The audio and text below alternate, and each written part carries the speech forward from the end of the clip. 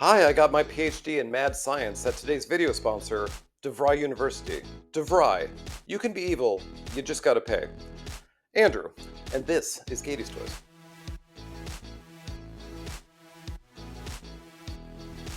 On today's MIA 80s Ladies, we're going to be looking at two different women from a franchise that was a little paper thin on many fronts. Both the toy line and the cartoon seem to be very, kind of cobbled together, and these two characters very much exemplify that. So let's just get right into Red McCullough and Dr. Erica Slade from Sky Commanders. Deep in the South Pacific, a new continent has been thrust upon the surface by a powerful new radioactive element called Theta 7. The element, in theory, could, help someone launch their, evil career into ruling the world. So, of course, a band of raiders goes in to try to find it and control it, led by a general named Lucas Plague, which is a name I would legally change mine to. To thwart these evil raiders, a new band of expert mountaineers and, frankly, international stereotypes were gathered together to fight them, and they were led by General Mike Summit, which might be my After Dark name, if you catch my drift. Complicating matters is that the Theta 7 keeps changing the landscape of this new continent, making new mountains, new canyons, new lava pools, so the Raiders and the Sky Commanders both have to use specialized vehicles.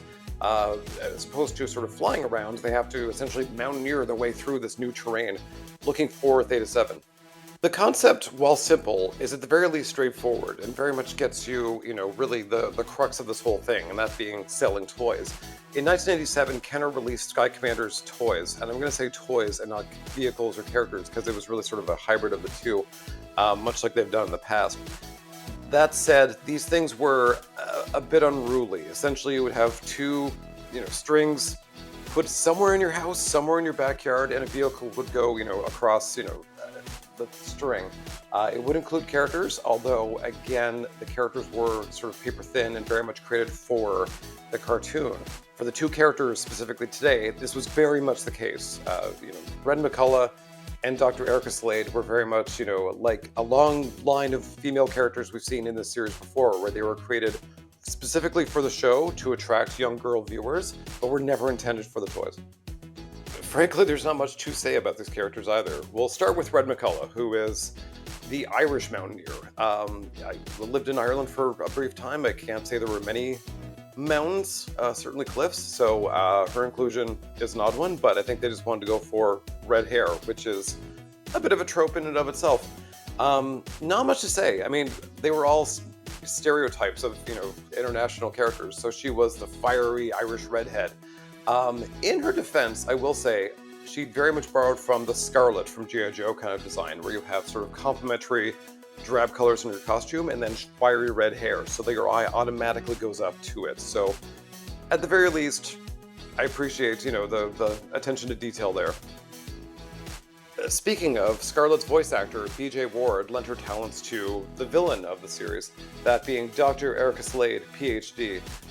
Again, not much to talk about here, but at the very least, she was at least different amongst the villains. She was the mad scientist trope, and at the very least, in one episode, would mind control one of the Sky Commanders to, at least be a traitor amongst them. So, again, not much to these, but that said, I mean, I'm not here dogging these two characters specifically. I mean, you look across the board, and everyone very much was a trope, a stereotype. This wasn't Hamlet.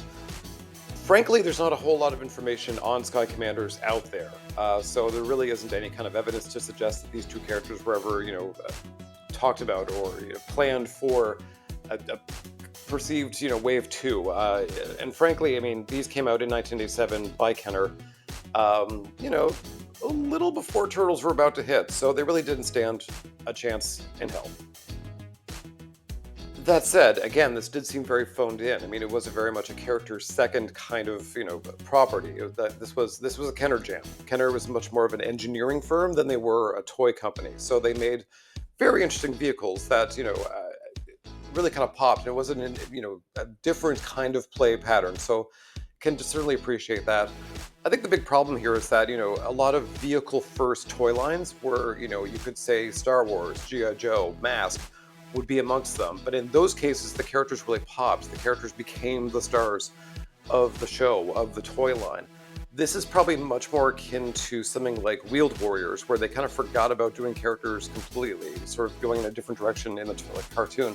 So, very much a missed opportunity here. I mean, granted, they had some stiff competition coming, but they could have made an effort.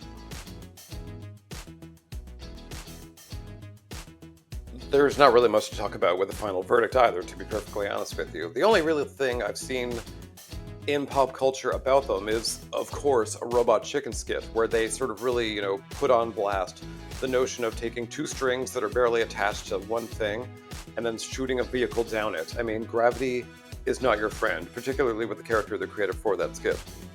I mean, it has its fans, and if perhaps you're a mega fan of Sky Commanders and you found this and now you're just typing angrily that I don't give it the due respect it's owed. Nevertheless, its name pops up when, people discuss 80s brands that they would love to bring back. I wouldn't say in huge numbers, but, it's out there. It's certainly like, part of the zeitgeist. I wish you well.